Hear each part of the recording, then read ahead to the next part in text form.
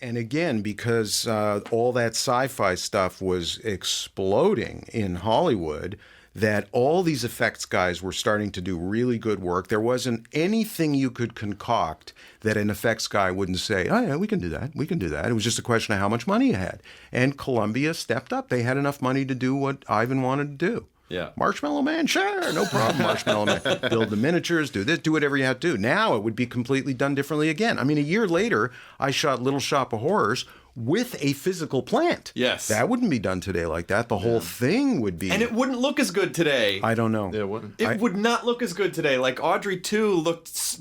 I mean, that's part of the fun of the movie is that it looked like it was in the room. Yeah, that's what kind of made it dangerous. And, Well, listen to this. The very last Audrey, which is only in a few scenes right at the end, is on a scaled-down plant shop, so they didn't have to build yet another Audrey, okay?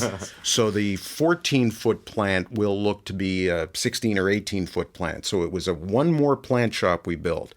There were operating that puppet, because they were puppets, 55 puppeteers. Jeez. 55 puppeteers.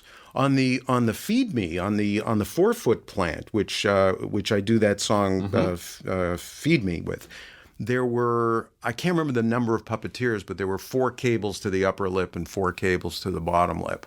And all of the scenes of the plant and everything of the plant with me in it are shot at 16 frames per second.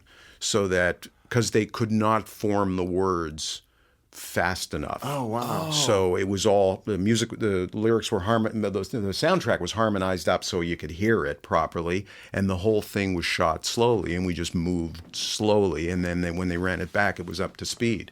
But that would not be done like that. You would just do all the lip movements CGI now. Yeah. But it's just not as good. It's just still, as good as CGI has gotten, when you see an effect in a movie that's CG, you never go, that looks really good. That looks good for CG. For CG, you always say it looks good for CG. Well, I think what's changed is in those days when you saw something that you couldn't believe, I can't believe that they're doing this, you knew how hard it, you knew that they were really... It was special. There was something about it. Now, all right, wow, okay, so they blew that up or they did that. Yeah. So the guy's face does that.